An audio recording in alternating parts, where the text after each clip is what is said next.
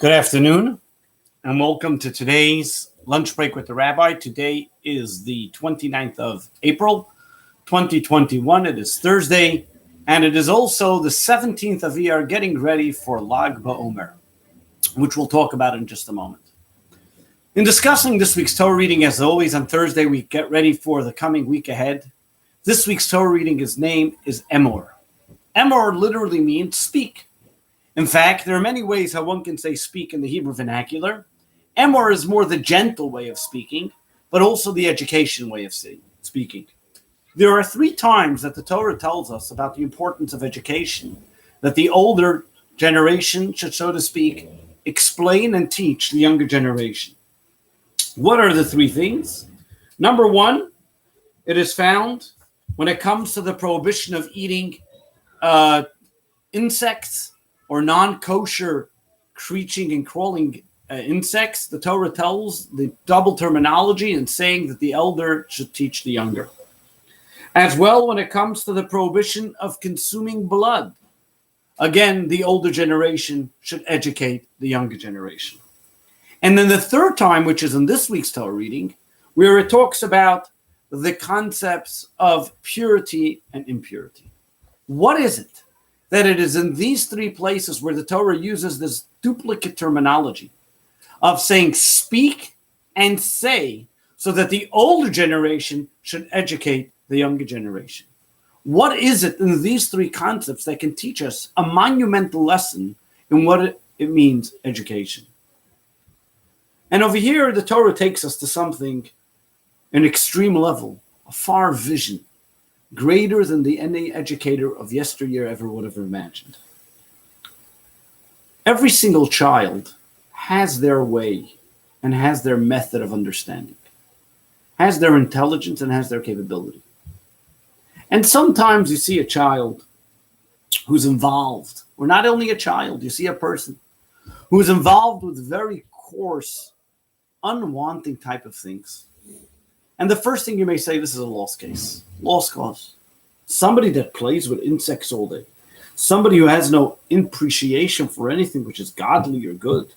Not only that, we're talking about something which is disgusting even by the human being. You think this child or this person should be diagnosed and put away, who knows what. The Torah tells us, you know what, number 1, you have to remember there's an obligation to educate every single person, every single child, at their level, wherever they may be, whatever they do. Number 2, some people think education is good. I always hear it all the time. They say, Rabbi, for you it's different. You were born into it. You already got used to it. Or some people even argue the opposite. You know what? This is the way I was brought up. This child was brought up, had a troubled background. There is no hope for him. Let's just reconcile the circumstances and see what's going on and do the best we can. And they automatically give up because of the environment, because this child has already been accustomed, or because this person has been already accustomed and had some type of addiction or some type of habit or some bad toxic environment. And therefore, there's all hope given up. And this is the prohibition when it comes to blood, because in fact, the Torah explains that one of the reasons why the Torah reminds us about the consumption of blood and its prohibition was because the Jewish people were so consumed in it. In Egypt, this was considered a delicacy. And what does the Torah come along and tell us? Even a person who has this habit or bad habits and they've become used to it, we still can educate them and teach them the right things to do. Whether it's nature or nurture, the Torah tells us there's a way out, there's a way to educate this child.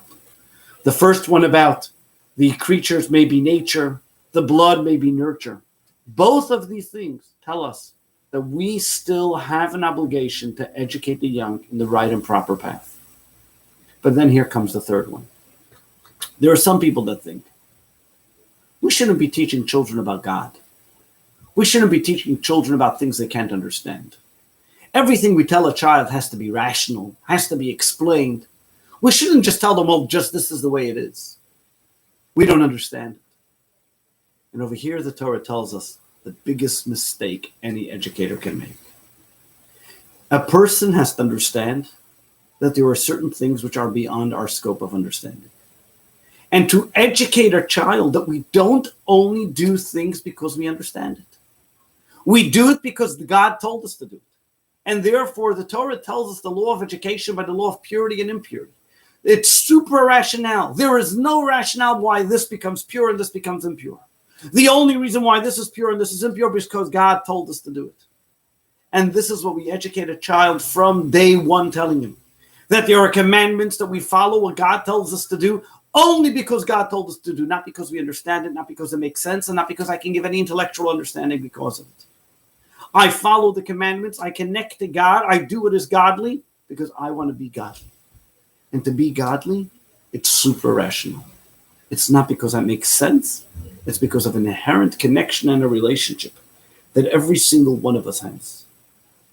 And this is the beauty in it. The moment the Torah gives us the power to educate a child with these means, the Torah is telling you that you are able to do it. It's not something, far-fetched. That means not for you and not for the child. Because God wouldn't command us something which is beyond our scope of ability. The very fact that God gives us this task of education and this mitzvah to observe means that we can observe it and that we can do it and we can educate it. God believes in us more than we believe in ourselves. God entrusts us more than we trust ourselves. And we need to find that wherewithal. We need to be able to be out and up front and say things I don't know, things I do know. And that's the best education you can give to your children, to your friends, and the people around you. Tonight, we'll be celebrating a special time, Lag Baomer, the 33rd day in the Omer. The 33rd day in the Omer holds a very special significance, especially in the Kabbalistic calendar. It is the date of the passing of Rabbi Shimon bar Yochai, known to be the author of the Zohar, the soul, the Bible of Kabbalistic philosophy. Rabbi Shimon bar Yochai was a person who, as the Talmud discusses, and in his era, there was never a rainbow in the sky because he was able to protect the entire universe because of his merits. He was a person who for 13 years was hiding from the Romans in a cave and survived on Buxer, which is carob, and a stream of water that God miraculously made before him. When he came out of the cave, he wasn't able to tolerate the fact that there were people involved in materialistic things. But he was able to bring the world to a perfection. The Talmud tells us, Kedai Reb Shimon lismech alav. Reb Shimon is so great that we can depend on him in the most extreme cases. Reb Shimon asked that on the date of his passing, we celebrate it as the time of his soul continues to ascend on high. Throughout the world, people make celebrations, especially outdoor celebrations, on the day of Lag Baomer. Thousands and thousands of people come to his burial site in Miron to see and to take part of the great festivities at that time. The great celebration also marks an end to the plague of the 24,000 students who are colleagues of Rabbi Shimon bar Yochai. He was after them. He was from the remaining students who brought back the Torah and the oral law and the traditions that we know today. Rabbi Shimon bar Yochai, as the Zohar begins, Posach, he opened the valve and allowed us today to appreciate the spiritual dimension, the soul of the Torah, the mystical part that everything is there that all of us can appreciate. So today, on Lag Baomer, historically, it has been an auspicious day, a day where our prayers are answered, a day where we ask Rabbi Shimon that we depend on him.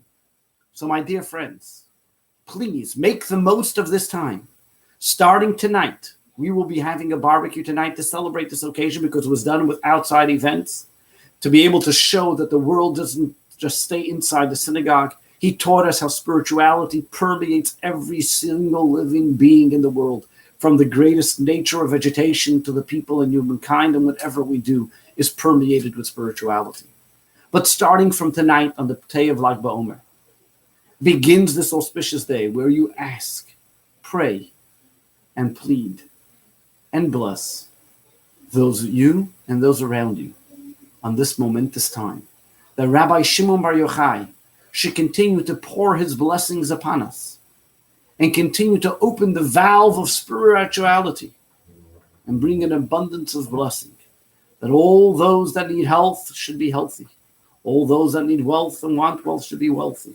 And all those that need prosperity should be prosperous, and those that need children should have children, and all those heart's desires should be answered once and for all. And the greatest of all our requests, the coming of Mashiach, may it be now. Amen. God bless you. Have a good Shabbos. Have an auspicious Lag Baomer, and only good news, happy news, and healthy news for all of us. See you again on Monday. Lunch break with the Rabbi. Have a wonderful day.